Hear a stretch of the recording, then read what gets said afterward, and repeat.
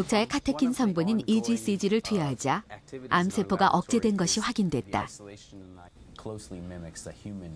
선천적으로 대장암 발생이 높은 쥐들의 분자 변화를 살펴본 결과 녹차 추출물을 투여하지 않은 쥐들은 암세포의 증식을 나타내는 단백질의 수치가 매우 높았습니다.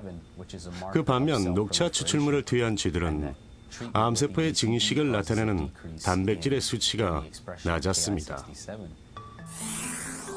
암세포 증식을 나타내는 물질이 크게 줄어들었다는 것은 다시 말해 녹차의 EGCG가 종양세포의 성장을 억제한다는 뜻이다. 러커스 대학의 알렌 코니 박사는 여러 연구를 통해 항암 작용을 밝혀내고 있다. 최근 실험을 통해 확인한 것은 녹차가 자외선에 손상받은 세포, 즉 돌연변이 세포를 스스로 죽게 만든다는 것이다.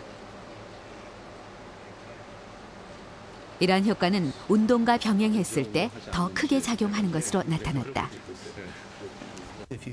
쥐에게 쳇바퀴 운동과 녹차 추출물 섭취를 병행했을 때 세포 사멸 정도를 살펴보았습니다.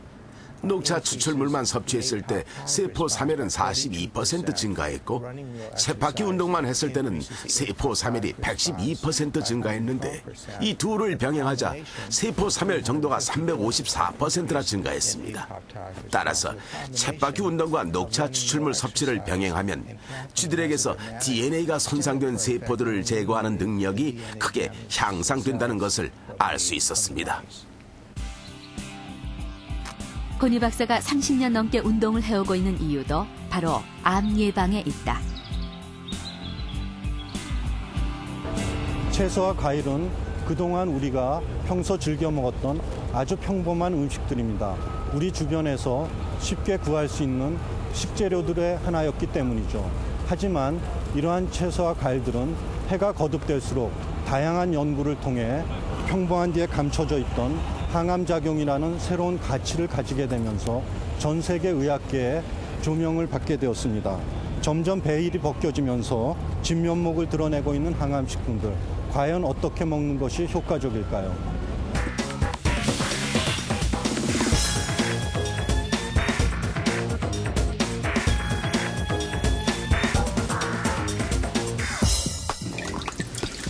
자, 벗겨지죠? 안쪽에서 유방암 치료를 받은 후로 토마토 요리를 즐겨 먹게 된 황미선 씨. 건강에 좋은 음식이기도 하지만 특히 항암 효과가 높다고 알려져 있기 때문이다. 뜨거운 물을 뿌리면은 이게 아직까지 황미선 씨는 토마토를 생으로 먹거나 갈아서도 먹지만 주로 익혀서 졸인 상태로 먹는다.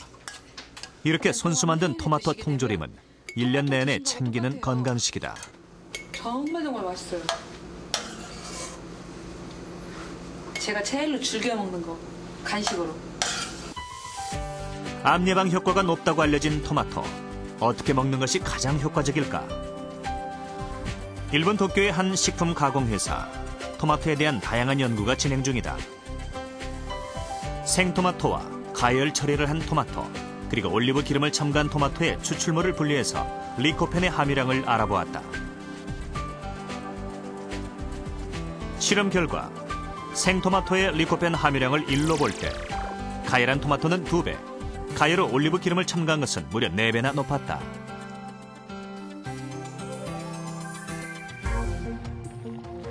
왜 이런 결과가 나타난 것일까? 리코펜은 토마토의 단단한 섬유질 조직 안에 분포한다. 열이 가해져 토마토가 물러지면 올리브 기름이 쉽게 침투할 수 있다. 리코펜은 기름에 녹는 성분을 갖고 있기 때문에 올리브 기름에 쉽게 녹아나오게 된다.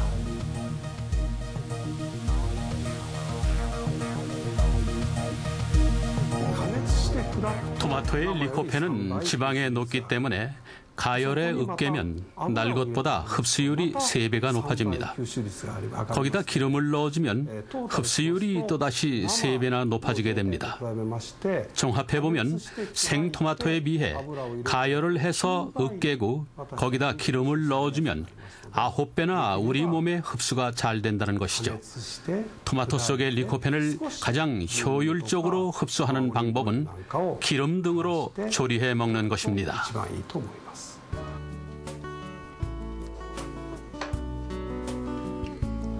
암을 이기겠다는 꿋꿋한 의지는 좋은 결과를 가져다 주기도 한다. 직장암 수술 후 8년째 건강하게 지내고 있는 이준영 씨의 경우도 그렇다.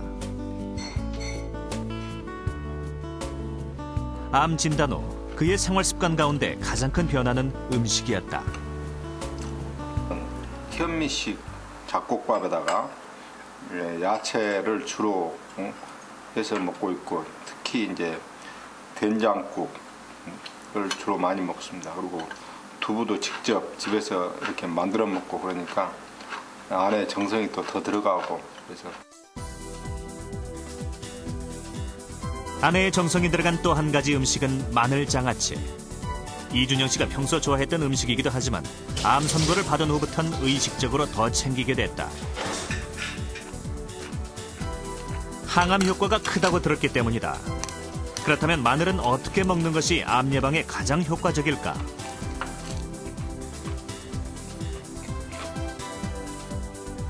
일반적으로 마늘은 가열하면 건강에 유용한 효과가 떨어진다고 알려져 있다.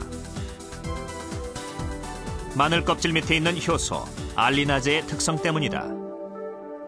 알리나제 효소는 마늘을 씹으면 알리인과 결합해서 몸에 좋은 성분인 알리신을 만든다. 그러나 이 효소는 열에 약해서 가열하면 쉽게 파괴된다. 알리인이 알리신으로 바뀔 수가 없는 것이다.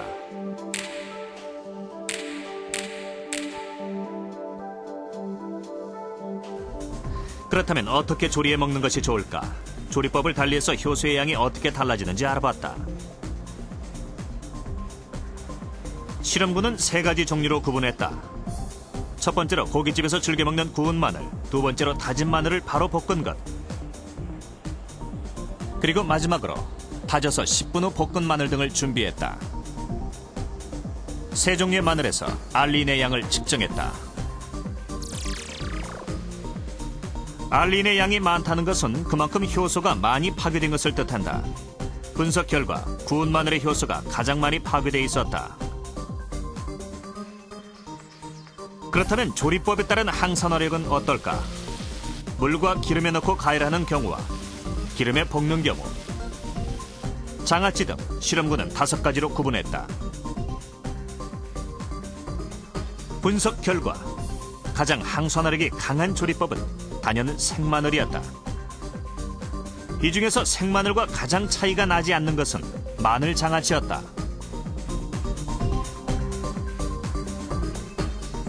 마늘 장아찌는 우선 생마늘이 지니고 있는 강한 매운맛과 자극성이 없다는 것입니다. 그런 반면에 마늘이 지니고 있는 생리 활성 기능은 가지고 있다고 생각이 됩니다. 이상신 씨가 즐겨 마신다는 녹차의 경우는 어떻게 먹는 것이 더 좋을까?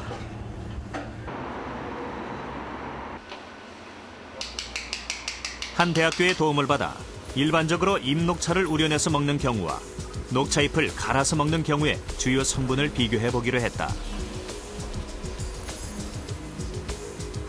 녹차를 우려낸 후 항암 효과가 가장 크다고 알려진 EGCG의 성분을 추출했다. 실험 결과 잎녹차에 비해 가루녹차가 EGCG 성분이 2배 정도 많았다. 현미경으로 살펴본 녹차잎 형태에서도 차이를 보였다. 가루녹차가 잎녹차보다 세포벽 파괴가 훨씬 심했다. 따라서 항암 효과가 있는 EGCG 성분이 더 잘 빠져나온 것이다. 잎녹차는 60도씨 정도의 물에다가 한 2~3분 정도 우려낸 다음에 우리가 마시면 녹차의 고유한 향기 성분을 음미하면서 즐겁게 마실 수가 있습니다. 반면 그 가루 녹차는 녹차를 전체를 우리가 먹기 때문에 찬물에도 이렇게 바로 타서 먹을 수가 있고 그리고 잎녹차에서 볼 수 없는 그 섬유수까지 먹을 수 있는 그런 그 장점이 있습니다. 암 환자들의 식단에서 빠지지 않는 녹황색 채소의 경우는 어떨까? 가열했을 때와 가열하지 않았을 때 주요 항암 성분을 비교해봤다.